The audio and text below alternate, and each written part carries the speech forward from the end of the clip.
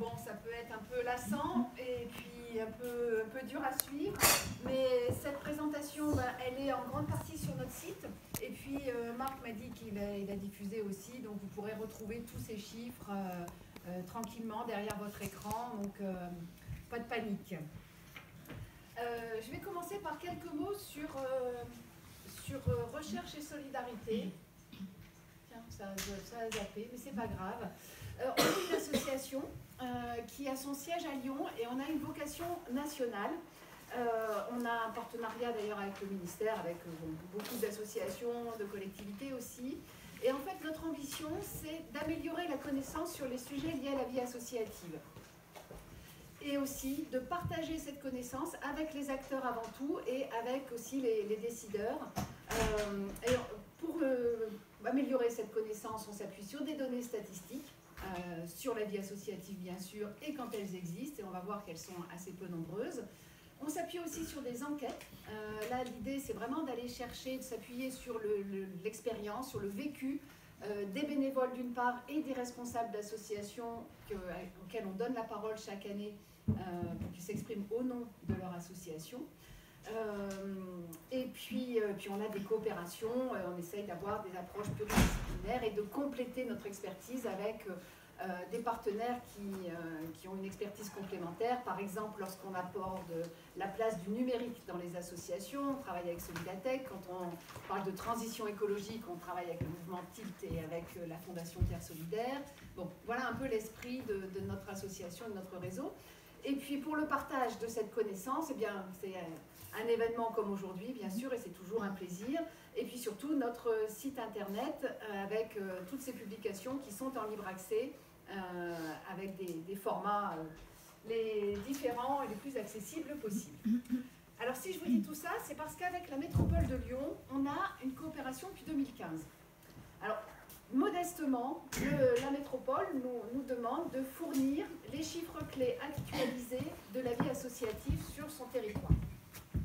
Et donc, on a sorti un premier panorama en 2015 qu'on a actualisé à 4 reprises. Et là, on vient de remettre le panorama de l'année 2024 qui sera bientôt diffusé, c'est ce que me disait Roxane. Donc là aussi, vous pourrez accéder à tous ces chiffres et avec un document un peu plus fourni.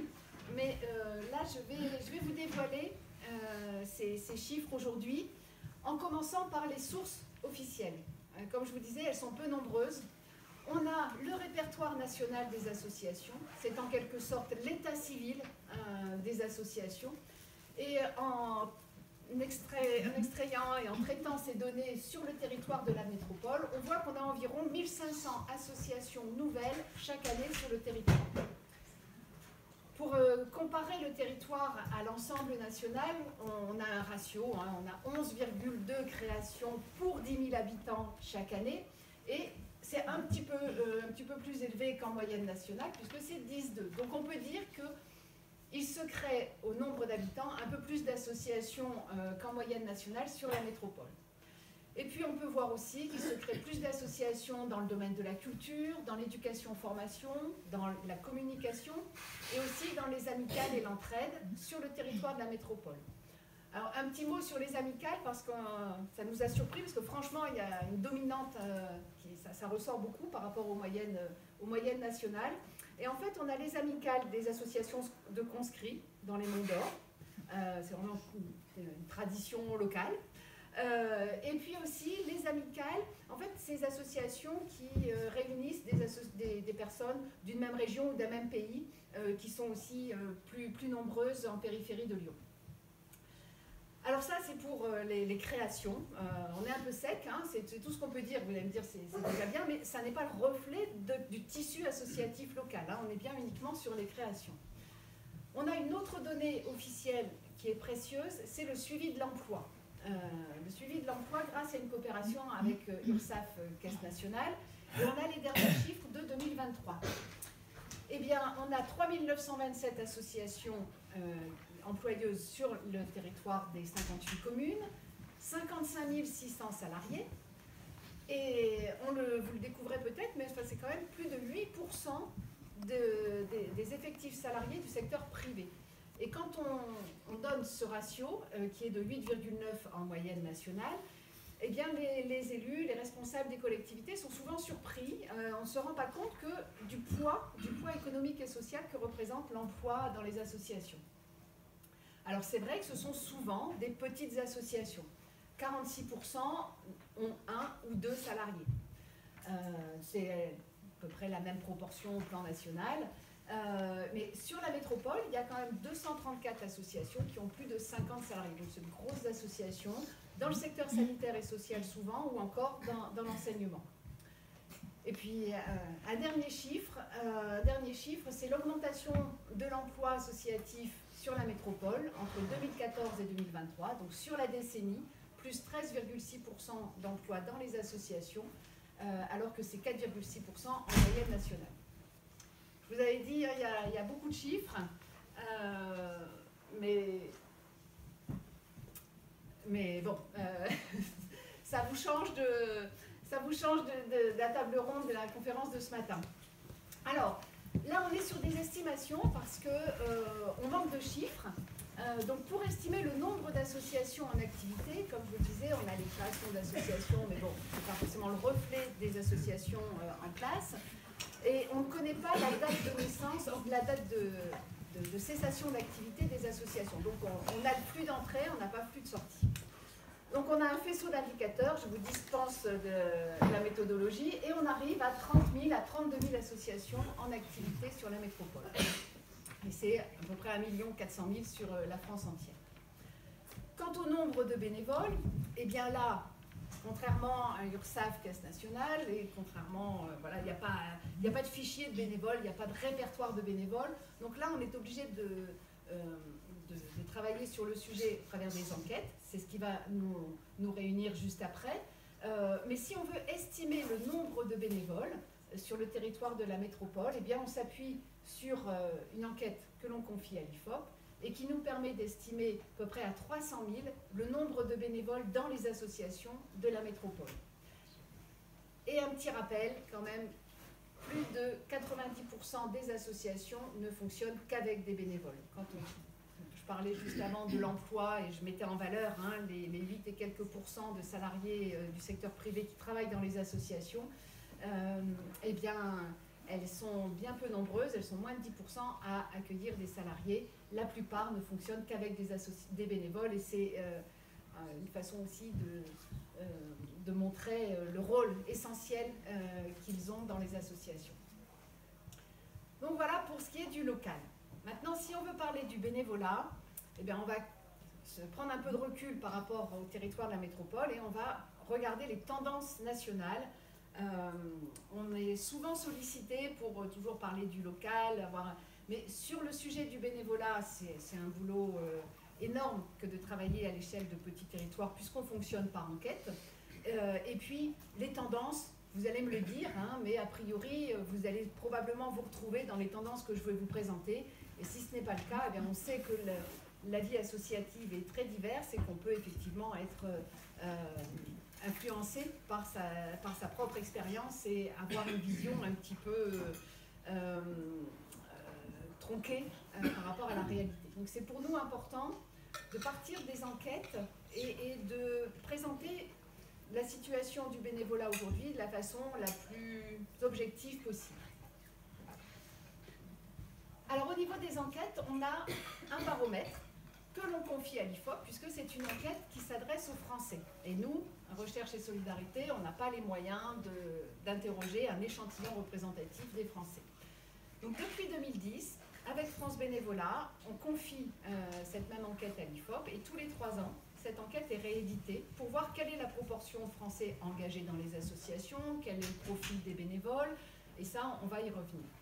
Et en 2022, puisque si on fait le calcul tous les 3 ans, en 2022, on a fait la 5e enquête, et on était encore à la sortie de la crise sanitaire, et les résultats n'étaient pas terribles. Donc on a jugé bon de refaire une enquête en 2023 et en 2024, et ce sont donc ces résultats de 2024 que je vais vous présenter. Et puis une deuxième enquête, et là, on est en mesure de la réaliser et on le fait tous les ans depuis l'association est créée en 2008, donc on a dû On a dû commencer dès 2008 à donner la parole aux bénévoles chaque année pour voir comment ils vivent leur engagement, quelles sont leurs motivations, leurs satisfactions, leurs déceptions.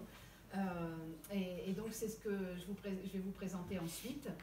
Donc ce sont donc l'expression, le témoignage de près de 4000 bénévoles en France sur la façon dont ils vivent leur engagement. Alors, quel est le profil des bénévoles? Alors là, on est uniquement des bénévoles dans les associations. Hein.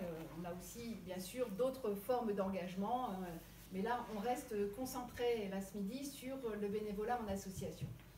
Donc, on a 24% des Français engagés dans les associations en 2024.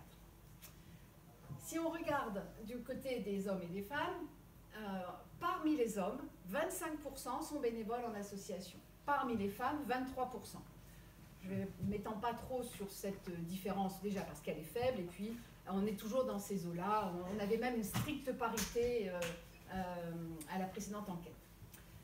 Je vais plutôt attirer votre attention sur les deux autres approches. La proportion de bénévoles par tranche d'âge. Parmi les 15-34 ans, on a 26% de bénévoles, un peu plus que la moyenne. On a 24% de bénévoles parmi les 35-49 ans. On n'en a plus que 21% parmi les 50-64 ans et 23% parmi les 65 ans et plus. On a là un premier warning et on va y revenir parce qu'il y a effectivement des évolutions importantes depuis 2010 sur cette pyramide des âges. Et si on regarde maintenant la proportion de bénévoles selon le niveau de diplôme, eh bien parmi les plus diplômés, là ils sont qualifiés par l'IFOP Bac plus 2 et plus, 33% de bénévoles. 28% de bénévoles parmi les Bac plus 2, 22% parmi les niveaux Bac, et puis on descend à 15 et 14% pour les moins diplômés. On appelle ça, nous, la fracture associative, et cette fracture associative, eh bien, elle est dommageable pour les associations qui ont tant besoin de bénévoles et qui sont privées de ces personnes qui pourraient les accompagner dans leurs activités.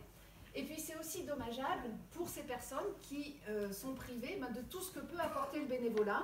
Et là, bon, vous avez votre propre expérience, mais vous allez voir que lorsque ces 4000 bénévoles qui se sont exprimés nous disent tout ce que leur apporte le bénévolat, c'est vraiment dommageable pour ces personnes.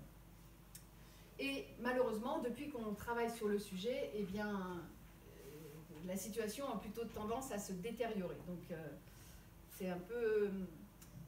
voilà, on n'a pas trouvé de solution ou de message pour faire bouger les lignes, mais c'est vraiment une situation dommageable.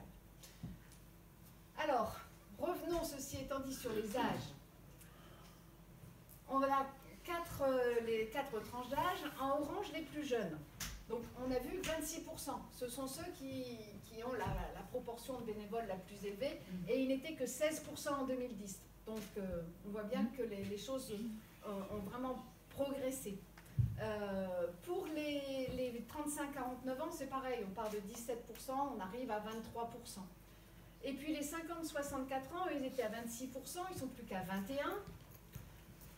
Maintenant, les 65 ans et plus, 37% en 2010 et ils sont plus qu'à 23%. Donc là, on a une baisse continue pour les plus âgés. Alors, qui est antérieure à la crise sanitaire. La crise sanitaire a accéléré les choses, a amplifié les choses, mais on est vraiment sur une tendance lourde. Et donc c'est vraiment un point d'attention, alors que pour les jeunes, c'est vrai que la situation s'est plus améliorée. Il y a eu beaucoup d'encouragement aussi en direction des jeunes qui ont porté leurs fruits. Une autre évolution, c'est l'intensité de l'engagement. En fait, on distingue les bénévoles qui s'engagent chaque semaine, donc qui sont présents chaque semaine dans les associations, les bénévoles qui sont présents chaque mois et les bénévoles qui interviennent ponctuellement, c'est-à-dire lors d'un événement ou 2 ou 3 fois dans l'année. Donc, les bénévoles engagés chaque semaine, c'est la courbe bleue. On a 9% des Français qui sont engagés chaque semaine en 2024. Ils étaient 12,5% en 2010. On voit bien la baisse. Ceux qui sont engagés chaque mois, 8% des Français, ils étaient 5,5%. Et puis 7% pour les Français engagés ponctuellement, et ils étaient 4,5%. Donc on a une progression de l'engagement ponctuel, disons-le, alors qu'on a une diminution de l'engagement hebdomadaire. Et ça, c'est un autre warning, puisque on appelle ça, nous, la colonne vertébrale des associations, parce que, soyons réalistes, c'est les bénévoles engagés chaque semaine, pour certains quotidiennement, qui font vivre les associations, qui sont vraiment au cœur des décisions et de l'activité. Et donc, c'est un fait, il ne s'agit pas de parler, en tout cas nous, on ne parle pas de crise du bénévolat, l'engagement a évolué, il est plus ponctuel, c'est un fait, de la même façon que la société a évolué, avec une mode de vie plus mobile, donc les associations, le bénévolat n'est pas exempt, mais c'est compliqué pour les associations, c'est difficile pour elles de s'adapter à cette situation. Alors voilà pour cette enquête auprès des Français. Je ne sais pas si vous avez des questions à poser, si vous voulez intervenir à ce stade, ou si vous préférez qu'on enchaîne sur les témoignages des bénévoles, sur la façon dont ils vivent leur engagement. Ça va, les chiffres? Oui? Vous nous donnez des chiffres, mais vous ne les commentez pas vraiment. C'est-à-dire que cette baisse, par exemple, des bénévoles dans l'âge 60-65 ans qui diminue énormément, vous l'expliquez comment?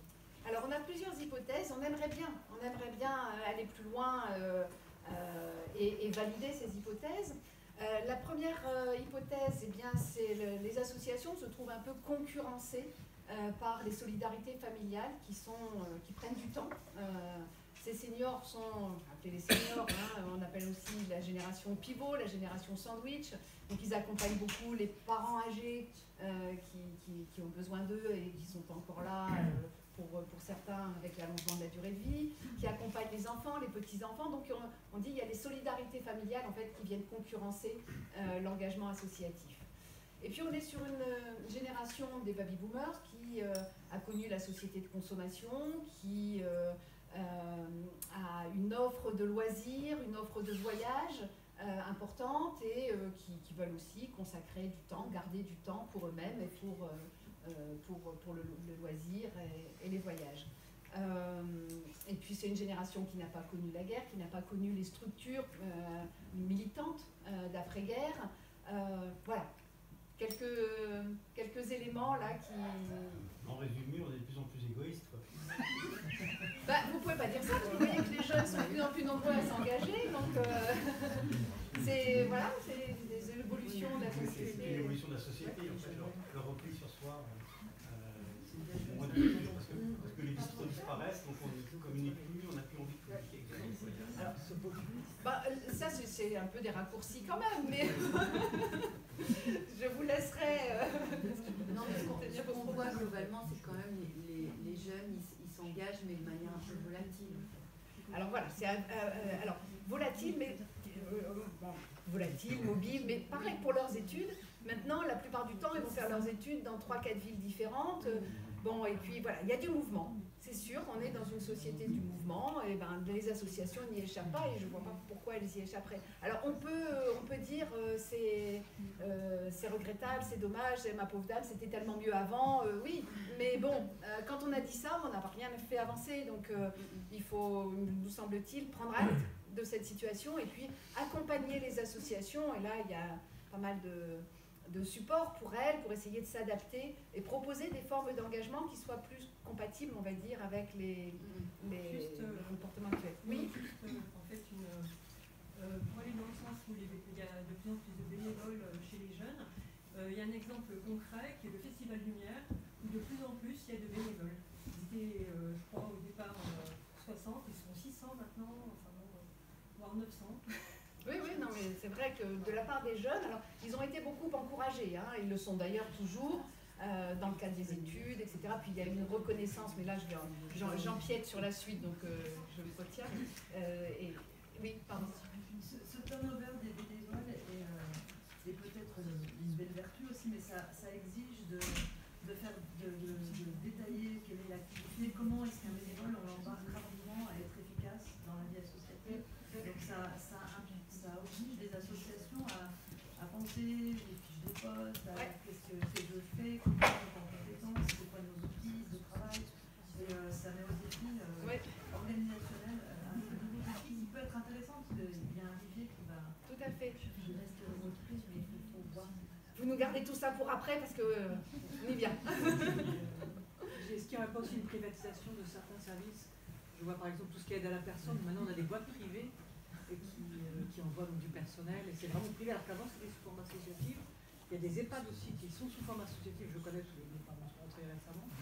Alors qu'il y a des boîtes privées avec des fonds américains. Oui, tout à fait. Et s'il n'y aurait pas vraiment une poussée de la société vers comme ça une privatisation de certains Disons qu'il y a des besoins sociaux qui explosent, on va dire, et qui sont satisfaits par le secteur public, pas facile, par le secteur lucratif qui est finalement qui est quand même utile, qui va répondre aussi à des besoins, et puis le secteur associatif qui effectivement parfois a du mal à trouver sa place, quoi, hein, c'est sûr. Vous nous avez donné du quantitatif. Oui. Vous venez d'évoquer 2 hypothèses. Est-ce que plus loin, on sera sur du quantitatif autre avec du qualitatif ou pas? Est-ce que dans les analyses que vous faites, vous avez des verbatims, vous avez des choses ou pas du tout? Alors, c'est juste un baromètre statique? Alors, c'est un baromètre statistique, c'est du quantitatif, pardon. Et on a aussi, puisque ce sont des enquêtes que l'on réalise en ligne. Donc, les bénévoles y répondent derrière un questionnaire en ligne, avec parfois des champs libres, donc ils ont la possibilité de s'exprimer. Donc, c'est vrai qu'on a beaucoup de verbatim que l'on exploite, mais malheureusement qu'on n'a pas les moyens d'exploiter en interne de façon aussi approfondie qu'on le souhaiterait parce que ça demande énormément de temps et nous, chaque année, on a une nouvelle enquête. Mais on a des universitaires qui travaillent avec nous, qui s'approprient, à qui on confie en fait ces résultats et qui ont leurs propres publications académiques pour aller plus loin. Vous allez les citer ou pas? Ils sont sur notre site et non mais là je vais pas, il faut que je tienne en 1 heure, hein, donc vous savez, il va pas falloir d'ailleurs qu'on tarde trop pour la suite. Deux petites questions. Oui. L'enquête, est-ce qu'elle elle permet d'avoir une vision sectoralisée, c'est-à-dire par thématique? Oui, oui. Et est-ce que vous avez approfondi l'engagement des dirigeants associatifs par rapport au bénévolat dans son ensemble? Alors, pour ce qui est de l'enquête qu'on vient de voir, il n'y a pas d'approche sectorielle. Tout simplement parce qu'on est sur déjà près de 4000 Français interrogés. On n'a que 24% engagés dans les associations et il faudrait qu'on arrive à détailler, qu'on ait des segments suffisamment importants au sein de ces 24% pour aller voir la diversité du secteur associatif. Donc ça, pour ça, non. Par contre, pour ce qui va suivre, sur notre site, on a les résultats bruts qui sont en ligne et qui sont accessibles pour les principaux secteurs de la vie associative. Et puis votre deuxième question, ma mémoire. Les dirigeants. Les dirigeants. l'engagement Alors, des ouais. dirigeants. Sur notre site aussi, on a fait, en Bourgogne-Franche-Comté, on a fait toute une analyse sur la gouvernance, la façon dont les dirigeants eux-mêmes, là on est vraiment sur un échantillon de dirigeants, la façon dont ils vivent leur engagement et leurs responsabilités. Mais là, moi je vais rester sur du général, y compris sur ce qui va suivre. Le document que vous présentez là, maintenant, est aussi sur le site ou pas? Oui, il est même plus complet sur le site. Alors, ce baromètre d'opinion des bénévoles, vous voyez 3920 bénévoles, alors d'horizons différents, et on redresse l'échantillon, ça c'est un peu la sauce statistique là, mais qui vous assure qu'on est sur des résultats qui sont représentatifs des bénévoles en France. Et donc on leur demande quelles sont les raisons de votre engagement bénévole aujourd'hui. Et vous voyez qu'il y a des motivations altruistes, pour ou avec les autres, et puis aussi des motivations personnelles. Donc c'est avant tout, pour 85% des bénévoles, eh bien c'est être utile, agir pour les autres. C'est pour certains, 53%, la cause défendue, et c'est aussi l'appartenance à une équipe pour 31%. Une parenthèse pour la cause défendue, parce que les 53%, on voit bien que là on est sur des données générales, puisque la cause, elle va beaucoup moins ressortir, par exemple, parmi les bénévoles du sport, alors que pour ce qui est des bénévoles engagés dans une association de défense des droits, défense de l'environnement, on est sur un pourcentage nettement plus élevé. Donc voilà. Mais là, on est sur des motivations altruistes. Mais il y a aussi des motivations personnelles. Donc je m'engage pour mon propre épanouissement, 42%, pour acquérir des compétences, 23%, pour la reconnaissance sociale ou encore pour exercer une responsabilité. Donc c'est important d'avoir à l'esprit quand même ces motivations altruistes qui sont bien plus importantes, bien plus souvent exprimées, mais aussi des motivations personnelles que l'on va retrouver dans les satisfactions. Donc, si on décompose les satisfactions des bénévoles, c'est avant tout être avec les autres. La convivialité, le lien social, les échanges, voilà, en premier lieu. Mais c'est aussi être dans l'action.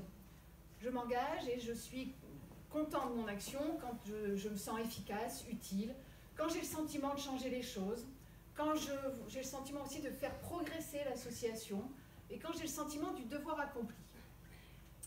Et puis enfin, en écho aux motivations personnelles, se réaliser. Ce bénévolat, eh bien, me permet de m'épanouir pour 33%, de découvrir un univers jusque-là inconnu, 22%, de tester des solutions, d'innover, me permet aussi d'avoir ma place, d'avoir une certaine reconnaissance sociale, et puis aussi le plaisir d'accéder à des responsabilités. Donc, on veut prendre le pouls des bénévoles, voir leurs expressions, et bien sûr, c'est bien de connaître leur satisfaction, mais c'est encore plus important de connaître leur déception. Si on veut faire avancer les choses, il faut aussi appuyer là où ça fait mal. Et on voit que ça va, ça fait pas trop mal, et ça fait d'abord mal au nom de l'association. Les principales déceptions des bénévoles, eh bien, c'est le manque de moyens, que ce soit matériel, financier ou humain, dans l'association. Et puis, c'est aussi les effets limités des actions qui sont menées par l'association. Donc ça, on voit bien le côté altruiste, encore une fois. Et on voit aussi des déceptions qui vont plus interpeller les associations et qui vont montrer que la vie associative, ce n'est pas forcément un monde idéal et qu'on peut être déçu par le fonctionnement de son association, pour 18% des bénévoles, par le manque de dynamisme, d'innovation dans l'association, par des relations qui peuvent être un peu tendues entre les bénévoles ou bien avec les membres de l'association. Et puis on peut avoir aussi le sentiment de ne pas avoir vraiment la reconnaissance que l'on souhaiterait dans l'association. Sachant que la reconnaissance, ça passe déjà par un simple merci ou par des réunions des bénévoles, des moments de convivialité. Ce n'est pas forcément une reconnaissance formelle, même si des dispositifs existent. Alors, le sens donné à l'engagement. Pour essayer de cerner ce que les bénévoles mettent derrière leur engagement, on leur pose la question suivante. Selon vous, le terme bénévole fait avant tout référence à? Eh bien, avant tout, fait référence à un citoyen engagé. À l'action aussi, quelqu'un qui se veut acteur. Et puis, une personne ayant simplement le souci d'être utile, ça, c'est pas grand-chose à en dire. Mais vous avez là les résultats de notre baromètre en 2019 en gris et en 2024 en bleu. Et on voit que, justement, le sens et l'action progressent au cours de cette période. La crise sanitaire est passée par là, et voilà. Donc ça, c'est important. Je dirais que le sens donné à la générosité, la passion, là, pour le coup, ressort moins qu'en 2019. Puis sinon, une personne avant tout enthousiaste, positive, une personne qui cherche à agir en équipe. Et puis la militance, donc la militance, c'est 10% en 2019, un petit plus en 2024. Ça rejoint un peu cette notion donc, de citoyenneté et de sens que l'on veut donner de plus en plus à son engagement. Et puis en un mot, vous diriez à propos de votre engagement dans cette association qu'il est synonyme avant tout, pour 45% des bénévoles, de plaisir, pour 38% synonyme d'épanouissement. Donc ça c'est positif, ça fait 83% d'opinions positives. Mais c'est important quand même de pointer les 8% d'inquiétude et les 5% de désillusion. Voilà, ça nous montre que ce n'est pas forcément toujours idéal et que l'engagement, ça peut être aussi source d'inquiétude, on l'écrit là, des risques d'usure, de lassitude, de surinvestissement, des sentiments de solitude qui sont surtout exprimée par les dirigeants et surtout exprimée par ces bénévoles qui s'engagent régulièrement et beaucoup. C'est là où on touche parfois du doigt le burn-out associatif, ça a été, c'est parfois évoqué aussi parce qu'on n'arrive pas à partager tout ce qui relève de l'association en un nombre de bénévoles souvent de plus en plus restreint. Je ne sais pas si là vous avez des questions et si on a le temps de refaire une petite pause, elle serait courte, mais oui. Est-ce que vous êtes amusé à faire la comparaison de ce questionnaire avec l'engagement politique?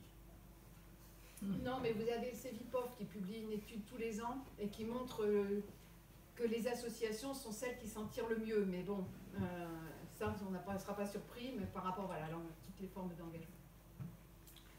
Je me permets, il y a une tension qui apparaît quand même, une contradiction entre finalement quand même des bénévoles globalement satisfaits de leur engagement et une chute ou en tout cas une diminution du nombre de bénévoles. Alors, il n'y a pas de diminution du nombre de bénévoles, puisqu'on arrive à, globalement, les 24%, c'est ce qu'on constatait avant la crise sanitaire. Il y a eu un fléchissement les 2 années qui ont suivi, mais simplement, les formes de bénévolat ont évolué. C'est plus les associations qui souffrent de ces mutations. Les bénévoles eux-mêmes parviennent trouvent un bon équilibre, trouvent satisfaction avec des situations qui sont parfois mal vécues, mais qui sont, je dirais, assez marginales quand même. Alors on enchaîne pour parler du temps passé, justement, puisqu'on vient de voir que les bénévoles qui interviennent de manière hebdomadaire sont de moins en moins nombreux. Et on voit finalement qu'il y en a que 62% des bénévoles, qui finalement est assez peu, considèrent que le temps qu'ils consacrent à leur bénévolat correspond à leurs souhaits. Intéressant de voir que 19% souhaitent donner plus de temps à l'association. Et c'est vrai que souvent, le fait que les bénévoles s'engagent moins longtemps, soient plus volatiles, on le voit du point de vue de l'association parce qu'on voit combien c'est compliqué pour l'association, mais c'est important aussi de se mettre à la place des bénévoles eux-mêmes parce que c'est souvent par contrainte. Et si le temps leur était donné, eh bien, ils seraient volontaires pour s'engager davantage. Et je suis sûre que vous pensez à des personnes autour de vous. En tout cas, moi, je suis bien placée pour le dire. J'ai pas Pierre, l'association dans laquelle je suis engagée. Je voudrais vraiment bien donner plus de temps, mais bon, il y a un principe de réalité. Et puis, on en a 9% qui souhaiteraient donner moins de temps. Et puis 7% qui souhaitent répartir autrement leur temps. Donc cette dimension du temps est vraiment importante et c'est là aussi un enjeu pour les associations de jouer, de jouer sur cette notion qui est en plus personnelle, qui est propre à chaque bénévole. Là-dessus, en lien avec ce que je disais par rapport aux bénévoles ponctuels qui voudraient donner plus de temps, eh bien, si on compare les bénévoles qui voudraient avoir plus de responsabilités, ils sont 16%, et on vient de le voir, ils sont 20% à souhaiter donner plus de temps. Eh bien, ils sont nettement plus nombreux que ceux qui voudraient lever le pied. Donc là, il y a un équilibre à trouver, il y a des choses à faire, Là, vous allez me dire que je ne vais pas très loin dans l'explication, c'est vrai, mais c'est un constat, et c'est un constat positif. Donc, voir ne pas oublier tous ceux qui voudraient donner plus de temps et qui voudraient prendre plus de responsabilités, car on entend, et c'est légitime, beaucoup plus souvent les bénévoles, notamment dans les dirigeants qui cherchent un nouveau président, qui cherchent un trésorier, qui voudraient justement lever le pied et qui n'y parviennent pas. 2 petits éléments aussi intéressants qui progressent bien, c'est cette notion de transfert de savoir-faire. On va le voir après, c'est le savoir-faire, savoir-être acquis dans le bénévolat qui est largement reconnu. Et donc c'est une motivation aussi pour les bénévoles de savoir qu'ils vont pouvoir transmettre ce savoir-faire à d'autres. Et puis le mécénat de compétences qui motive 27% des actifs et qui est élargi depuis 2024 là, à la fonction publique, aux plus petites entreprises. Donc là, il y a quelque chose à faire sur le mécénat de compétences, aussi pour l'engagement des salariés, mais qui sont aussi de futurs bénévoles. Après, bon, je passe sur le bénévolat à distance et sur le changement de mission. Les attentes en 2024. Eh bien, avec tout ce qu'on vient de dire sur la situation du bénévolat aujourd'hui, eh bien, on a 34% des bénévoles qui souhaiteraient avant tout l'aide d'autres bénévoles. Voilà. C'est pas en nombre, c'est l'intensité de l'engagement qui fait qu'on a besoin, sur une même mission, on a besoin de 2 voire 3 bénévoles, quand auparavant on pouvait s'appuyer sur une seule personne parce qu'elle était là régulièrement et on pouvait compter sur elle. Et puis on a 33% des bénévoles qui souhaiteraient de la formation, 23% qui souhaitent des conseils. Alors on sait que c'est pour être utile, efficace, ça on l'a vu tout à l'heure, ça répond à leur motivation, et puis ça répond aussi à leur souhait d'enrichissement, comme on l'a vu aussi, d'acquisition de compétences pour eux-mêmes, pour les transposer dans un cadre étudiant ou professionnel.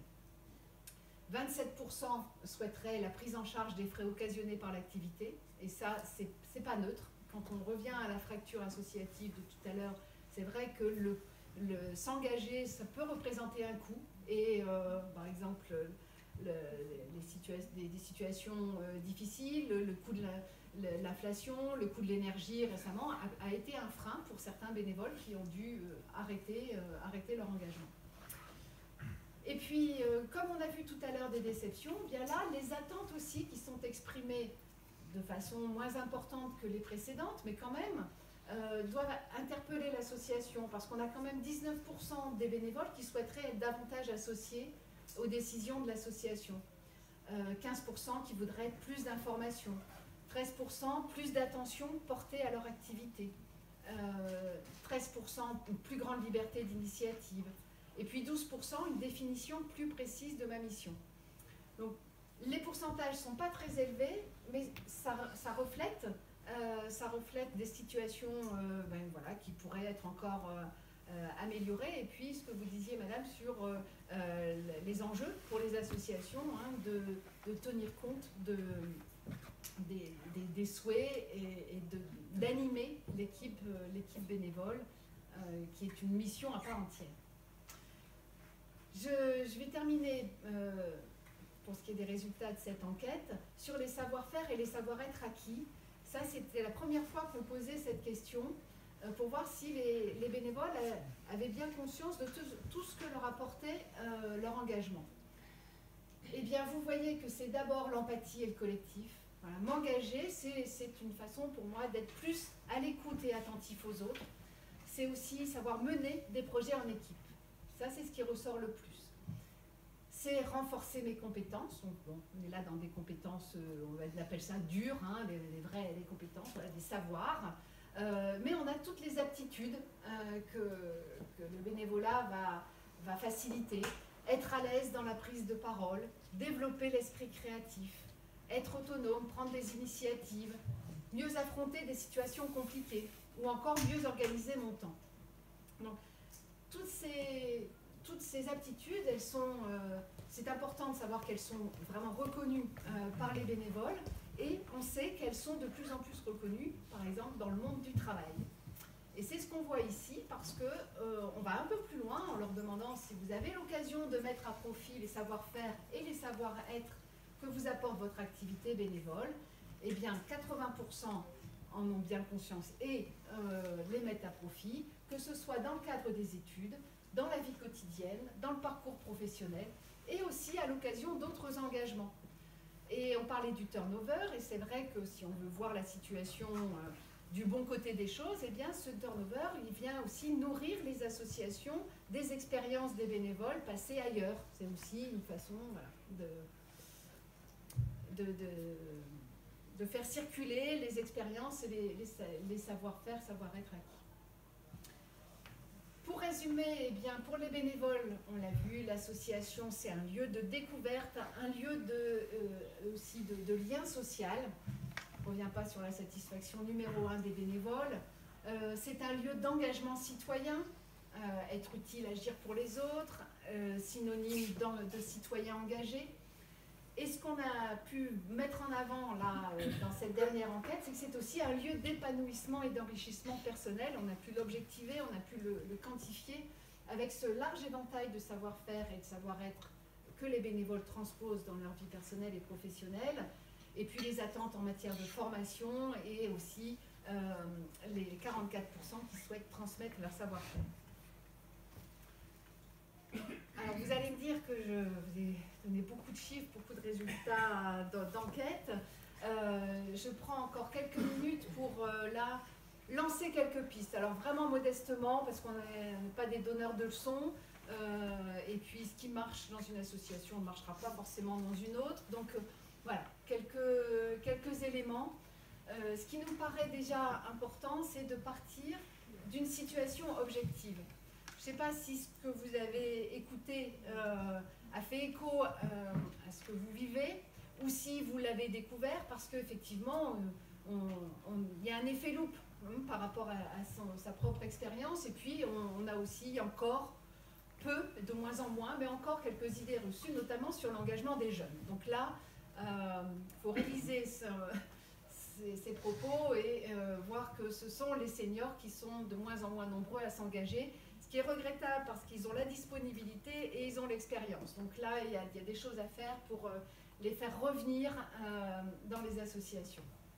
Et puis, comme j'ai eu l'occasion de le dire, donc je vais me répéter, mais avoir à l'esprit les 20% de bénévoles qui voudraient donner plus de temps, les 16% qui voudraient prendre plus de responsabilités, donc bien sûr les identifier, comment les identifier, et puis comment faire en sorte que ça puisse se faire en tenant compte de leurs propres contraintes. C'est important aussi d'intégrer la notion de parcours bénévole, de voir que chacun va créer son propre parcours bénévole comme on crée son propre parcours professionnel, et que ce bénévolat, il peut être très ponctuel à un moment donné parce qu'on n'est pas disponible, il peut même être suspendu, mais petit à petit ou d'un seul coup, parce qu'on va avoir du temps, eh bien, ça va devenir un engagement beaucoup plus fort. Et puis donc, offrir à chacun, dans la mesure du possible, les conditions d'un parcours bénévole, comme on écrit, réussi et évolutif. Quelques pistes de réflexion et d'action. Alors, ne négligez aucune piste pour trouver de nouveaux bénévoles. On a tendance et c'est un bon réflexe, je dirais, d'aller voir à l'intérieur de l'association. On va contacter, bien sûr, solliciter les adhérents, qui pour certains et dans certaines associations n'ont même pas conscience qu'ils sont dans une association. Ils viennent consommer un service, mais bon, peut-être qu'il faut leur faire prendre conscience que c'est une association et qu'on aura un peu besoin d'eux. Les donateurs aussi, qui sont des bénévoles potentiels, les volontaires en service civique, les étudiants. De plus en plus d'étudiants sont à la recherche de missions ou de présence ponctuelle dans une association pour le petit bonus que ça va leur donner. C'est vrai que c'est pas facile pour les associations de les accueillir, ça demande de la disponibilité, mais ça peut être aussi des bénévoles potentiels et leur passage dans l'association peut les encourager à rester plus longtemps. Les plateformes, alors Tous Unis, Tous Solidaires, ça c'est la plateforme de la métropole. On a la chance sur la métropole d'avoir une plateforme locale et qui va bien au-delà de l'outil numérique. Et je laisserai la parole à Andrea à la fin de la présentation pour qu'elle vous fasse une petite explication sur une petite présentation quand même de Tous Unis, Tous Solidaires, et puis qu'elle vous invite à la retrouver sur le stand. Donc ces plateformes, il y en a d'autres, mais c'est un outil parmi d'autres. Et aussi les maisons des associations, les points d'appui à la vie associative. Il y a aussi la maison des solidarités locales et internationales ici à Lyon. Voilà, donc ne négligez aucune piste. Prendre le temps d'accueillir les nouveaux bénévoles, c'est un temps important. C'est là où on va les convaincre, ou peut-être, j'espère le moins souvent possible, les dissuader. Donc voilà, ça demande un accueil, et c'est un accueil qu'il faut soigner. Et au-delà de l'accueil, eh bien, être à l'écoute des bénévoles. Encore une fois, tenter de faire se rencontrer les besoins de l'association, donc ça veut dire les identifier, et puis les contraintes et les souhaits de chaque bénévole. Ça peut vouloir dire revoir l'organisation de l'association. Et donc on parlait de fiche mission tout à l'heure, voilà, on est même en plein dans le sujet. Ça, Ça demande du temps, c'est pas évident. Ça a été le cas pendant la période de crise sanitaire et des confinements. Certaines associations ont mis à profit ce temps et ça a été bénéfique, mais il faut reconnaître que la situation s'y prête assez mal et qu'on est tous la tête dans le guidon. Mais c'est voilà, revoir l'organisation si besoin. Oser de nouvelles pratiques, des pratiques bien sûr rassurantes puisqu'on voit que on cherche le temps, donc c'est souvent sur la notion de partage de responsabilité par des binômes, le mentorat, le mécénat de compétences dont on a parlé, le télébénévolat qui n'est pas la panacée, on peut pas remplacer l'action bénévole par le télébénévolat à temps plein, mais certaines missions peuvent être réalisées à distance et ça donne de la souplesse aux bénévoles et en gardant la convivialité, des temps d'échange, des temps de présence, le télébénévolat est une façon aussi eh bien de répondre à certains besoins de l'association. Et puis, je ne l'ai pas évoqué, mais vous pouvez trouver dans les résultats, donc les dispositifs de valorisation du bénévolat, ils sont nombreux, et il y en a pas mal. Quand on voit qu'il y a à peu près 15% des bénévoles qui voudraient plus de reconnaissance, eh bien, on peut trouver dans ces supports des outils de valorisation du bénévolat, plus ou moins formels, hein, ça va jusqu'au portefeuille de compétences, le passeport bénévole. Ça n'intéresse pas forcément tout le monde, mais il y a là matière à valoriser l'engagement de chacun. Alors, un petit coup d'œil, oui, il nous reste juste 10 minutes. Ça, c'est juste pour que vous ayez notre adresse, l'adresse de notre site pour nous retrouver, et puis l'adresse de ma collègue si vous voulez vous inscrire à la newsletter.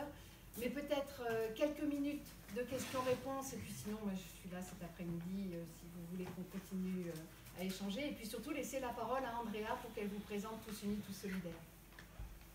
Je reviens sur l'évolution effectivement des bénévoles par tranche d'âge, et notamment sur les plus de 65 ans. Vous avez évoqué tout à l'heure effectivement certaines hypothèses qui, à mon avis, ne sont pas des hypothèses, mais ce sont bien la réalité. Effectivement, dans cette tranche d'âge, encore une fois, les différentes raisons que vous avez évoquées sont tout à fait actuelles, ce qui n'est pas forcément très positif dans le cadre d'une recherche de bénévoles dans cette tranche d'âge. C'est vrai qu'effectivement, c'est de plus en plus difficile. Donc, par contre, effectivement, sur la population plus jeune, il y a peut-être effectivement beaucoup plus de choses à faire, si je puis dire, parce que la tranche d'âge plus de 65 ans, elle est prise par d'autres choses aujourd'hui, que vous avez parfaitement bien évoqué tout à l'heure. Alors, c'est la raison pour laquelle on essaye, nous, de travailler, et France Bénévolat aussi beaucoup, avec les caisses de retraite, pour sensibiliser les gens avant la retraite. Dès l'âge de 50 ans, quand c'est vrai, on n'a plus les mêmes contraintes, les mêmes enjeux professionnels, pareil, moins de... sur le plan familial, c'est peut-être une période là un peu plus tranquille, on va dire. Donc c'est dans ce qu'ils appellent les caisses de retraite organisent des séances de préparation à la retraite là, voilà. Donc pas seulement sur le bénévolat, d'ailleurs assez peu sur le bénévolat, mais justement de bien intégrer cette dimension à ce moment-là.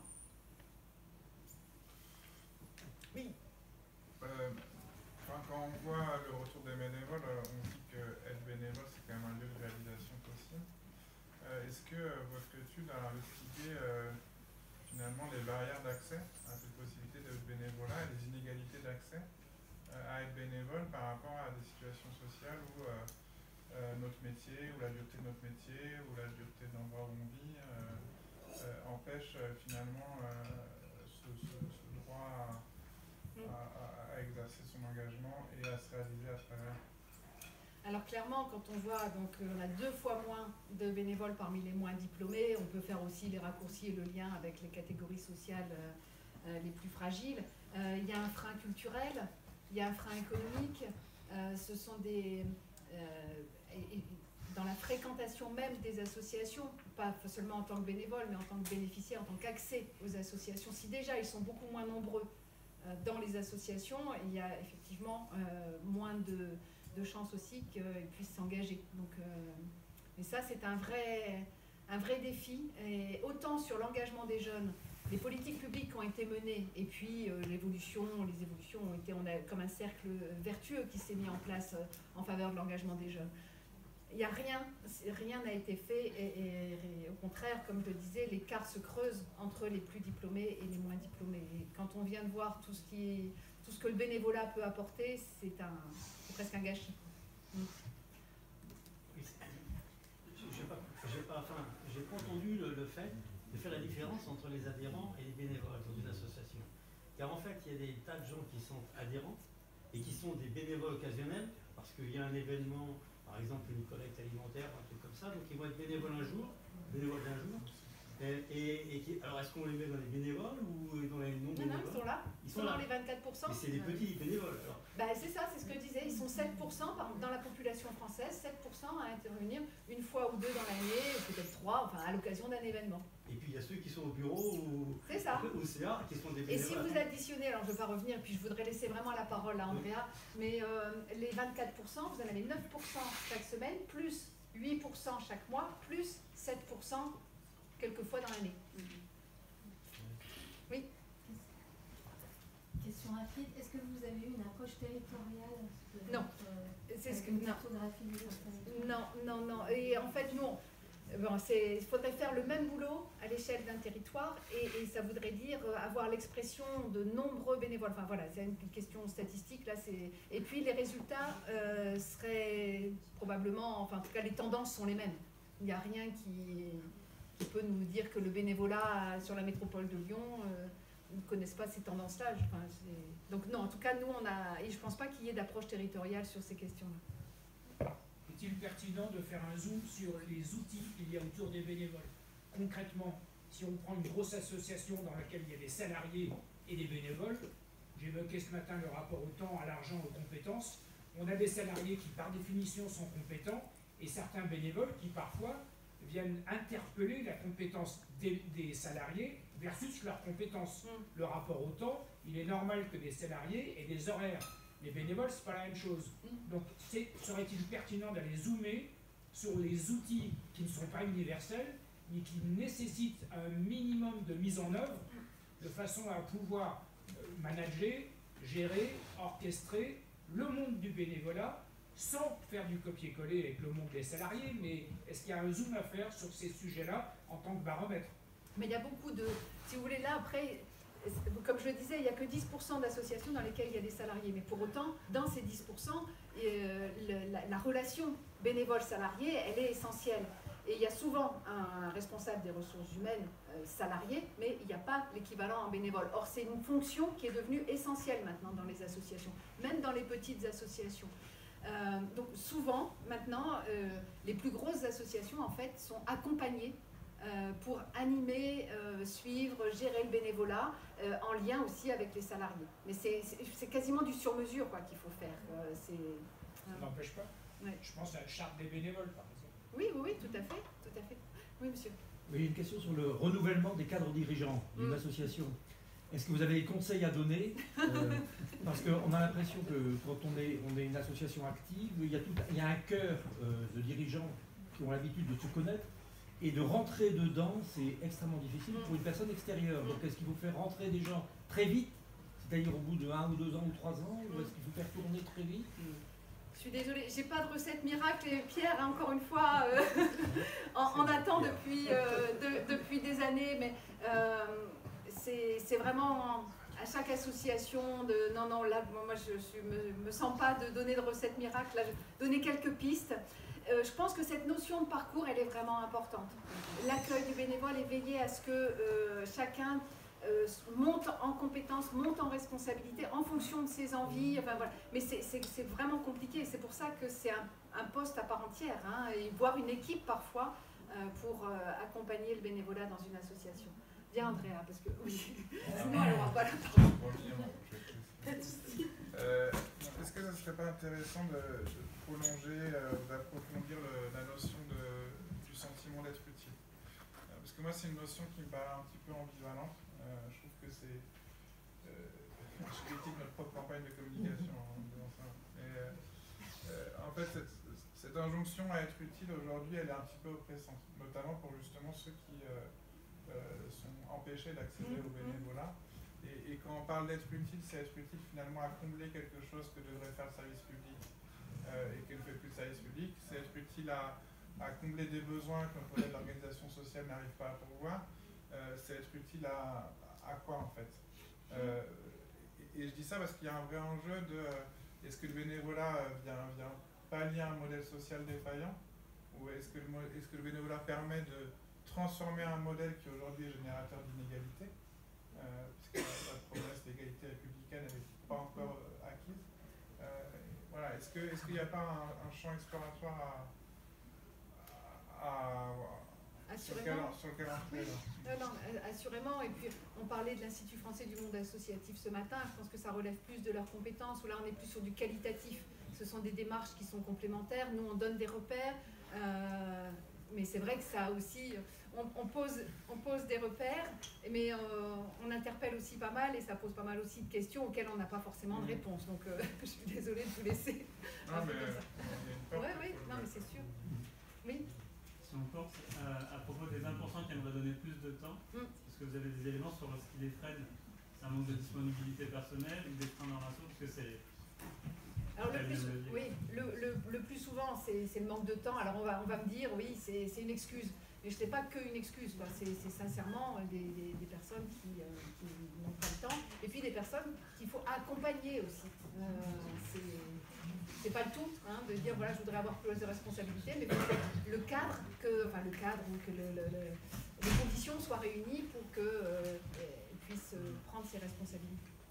On va peut-être s'en tenir là parce que Andrea, puis je sais qu'il y a d'autres programmes, et puis je voudrais qu'Andrea prenne le temps quand même de présenter Tous Unis, Tous Solidaires. Ça va être très rapide, c'est un outil comme un autre qui pourrait peut-être vous accompagner à s'adapter un petit peu à toutes ces évolutions de l'engagement. C'est plus fort, on m'entend pas trop bien. Désolée. Attends, regarde. Parce que là on entend mieux. Je peux parler moins fort c'est ma voix. Et donc je suis Andrea, la chargée de projet Tous Unis, Tous Solidaires.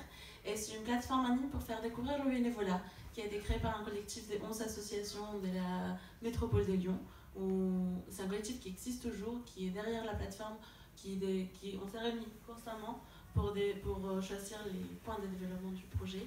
Et donc la plateforme en ligne permet de mettre un lien des associations avec les citoyens pour que les citoyens et citoyennes découvrent le bénévolat de manière ponctuelle, à l'immersion, à travers l'action.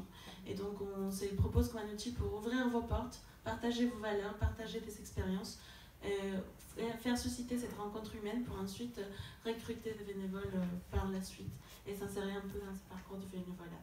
Mais si vous voulez plus de détails, j'étais à un stand avec une bénévole justement, donc venez nous rencontrer, venez échanger avec nous.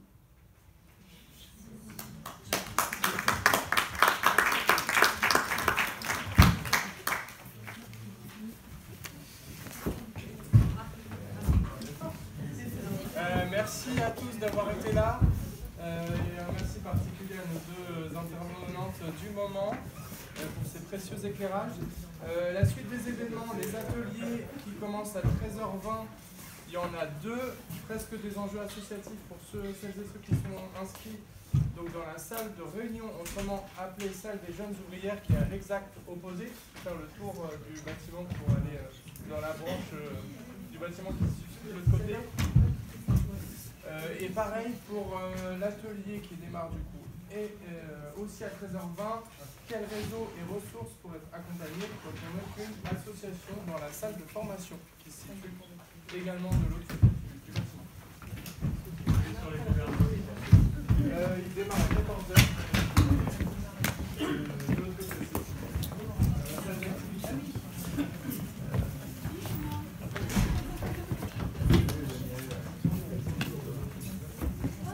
Il y aura aussi une conférence à 14h ici, qui démarre à 14h, mode de contractualisation entre pouvoir public et association, quelle marge de manœuvre